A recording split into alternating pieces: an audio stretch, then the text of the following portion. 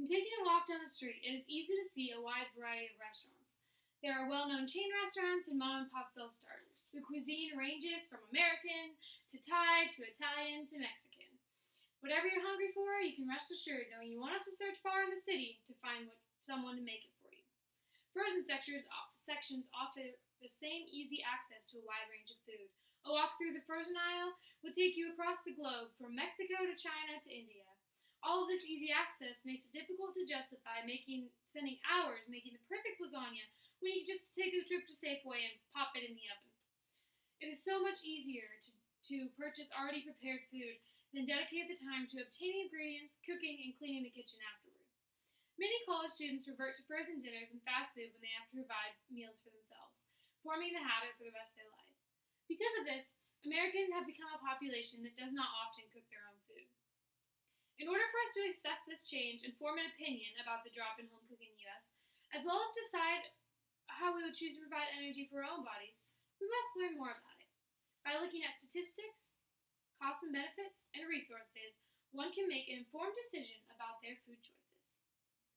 Cooking from home in the U.S. has dropped. Working at a fast food place, I experienced firsthand the reliance of families on quick food to go. Until about a month ago, I worked at a Subway that was close to the highway and a few major roads. I had several regulars who would be in there anywhere between 1 and 5 times a week. Most of these regulars were from businesses nearby and would come for lunch or dinner Monday through Friday, but several were families. At first, I was surprised at how many people came through regularly. In speaking with the customers, I learned their reasons for relying on Subway for meals so often was because they didn't have the time to cook because of their busy schedule. This was especially true for families with children. Recent empirical studies have shown a decrease in the time spent cooking.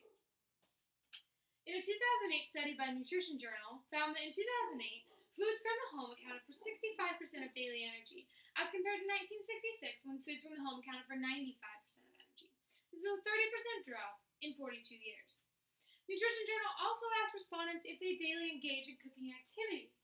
In 2008, 55% of people said yes, while in 1966, 63% of people did. Finally, Nutrition Journal analyzed responses to the time that people spent cooking.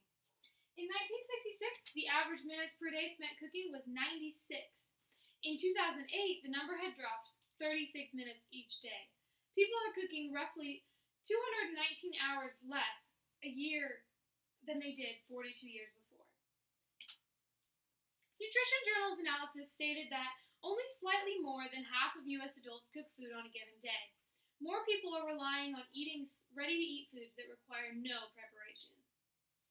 Weighing the costs and benefits of home cooking can help you make an informed decision about what you would like to put into your body. There are nutrition benefits to cooking at home. Tracy Roisman of SF Gate says, preparing meals at home allows you to easily accommodate family members or guests who have allergies or food intolerances.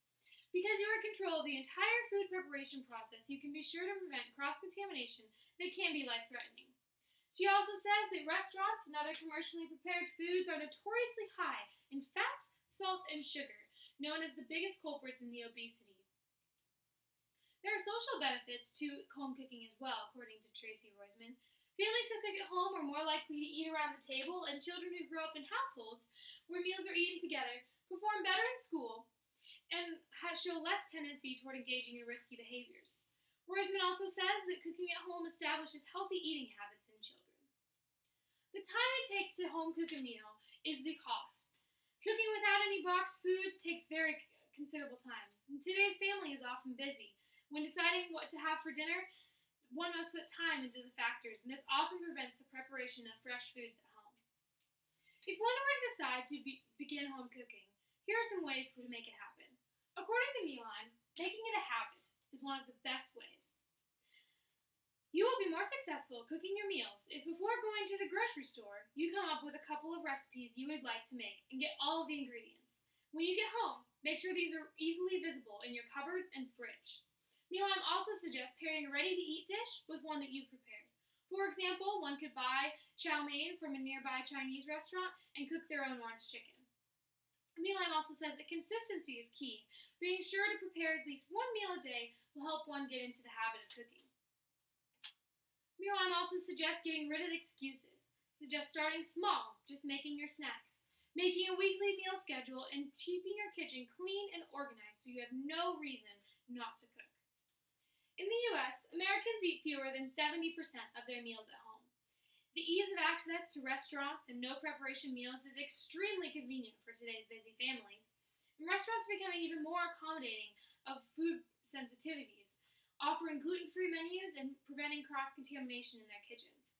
This information begs the question of whether the ease of access to these types of meals is a good change from home-cooked meals. When college students are moving into their own and making their own habits, it is important for them to assess all food options.